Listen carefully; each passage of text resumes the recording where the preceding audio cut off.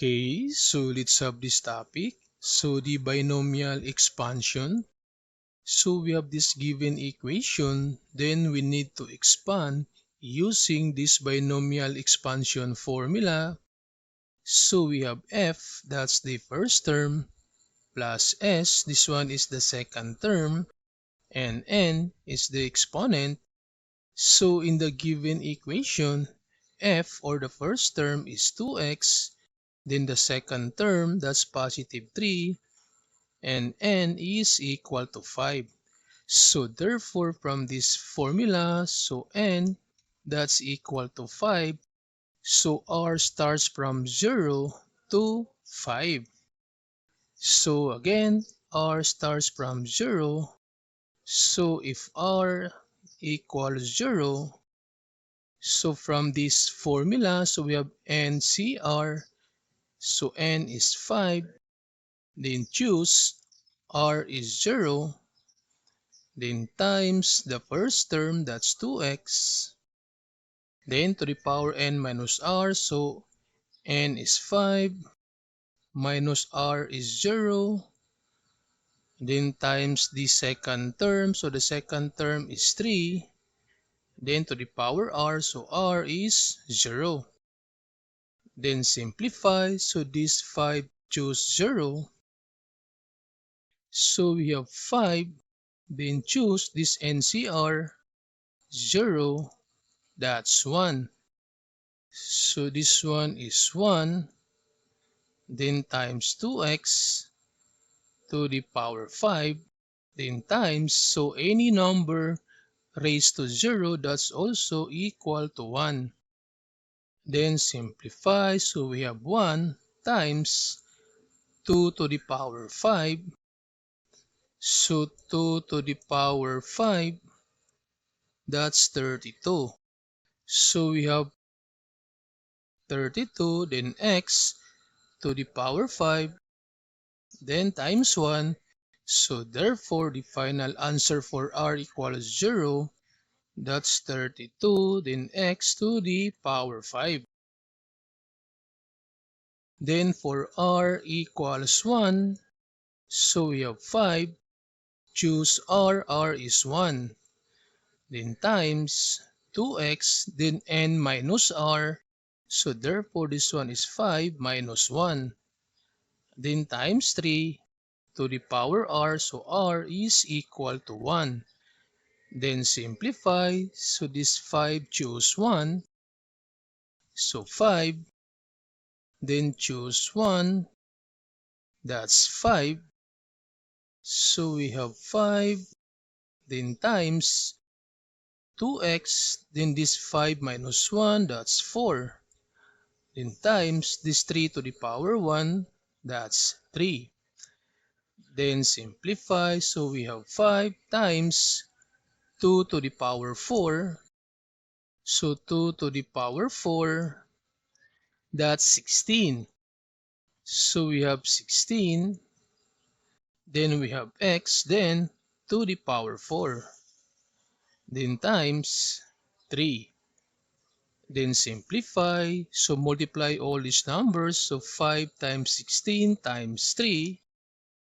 So we have 5 times 16 times 3. That's 240. So this one is 240. Then x to the power 4. Then for r equals 2. So we have now 5. Then choose 2. Then times 2x to the power n minus r, so that's 5 minus 2, then times 3 to the power r, or to the power 2. Then simplify, so this 5 choose 2, so 5, then choose 2, that's 10. So this one is 10, then times 2x to the power 5 minus 2, that's 3. Then times this 3 to the power 2, that's 9. Then simplify, so we have now 10 times 2 to the power 3, this one is 8, then x to the power 3, then times 9. Then multiply all the numbers, so 10 times 8 times 9. So 10 times 8 times 9, that's 720. So we have 720, then x to the power 3. Then for r equals 3, so again r until equals to 5. So for r equals 3, so we have 5, choose 3, then times 2x to the power 5 minus 3 times s, that's 3, then to the power 3.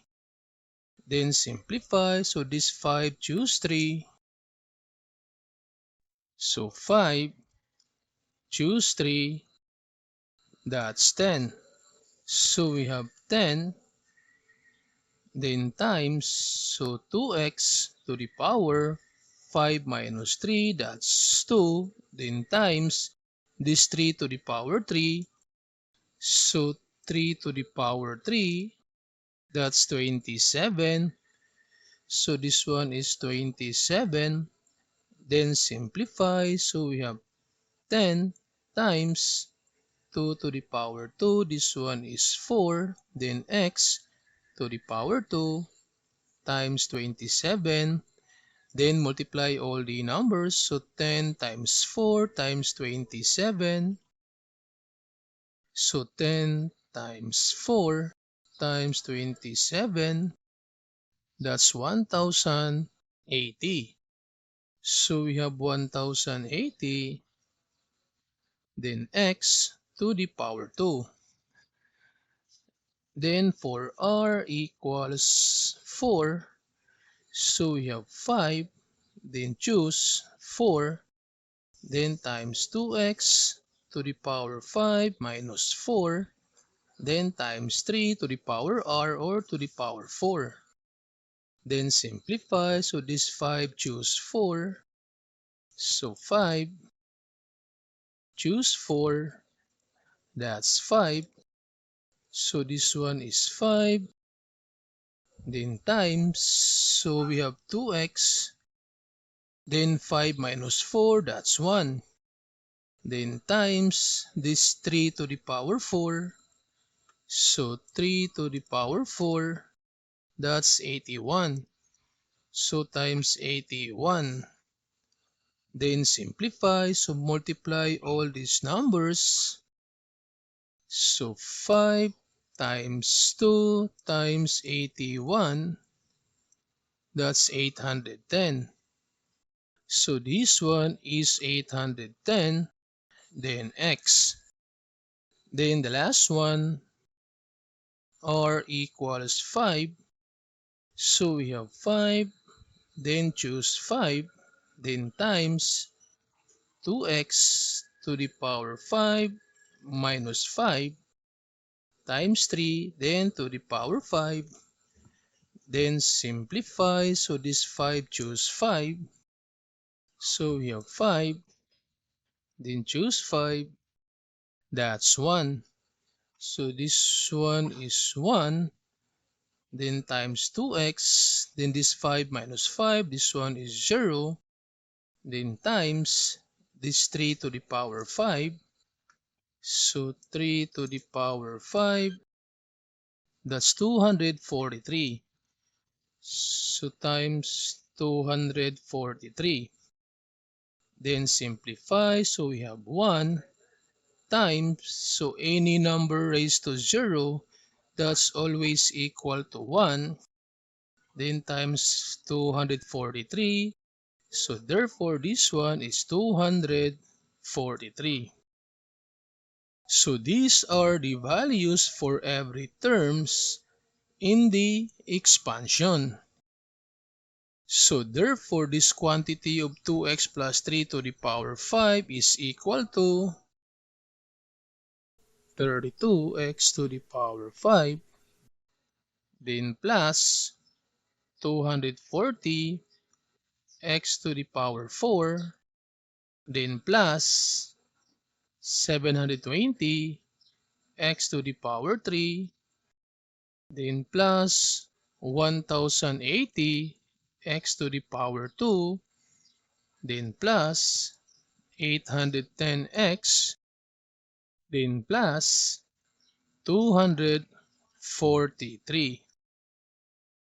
So this is the expansion of the given equation.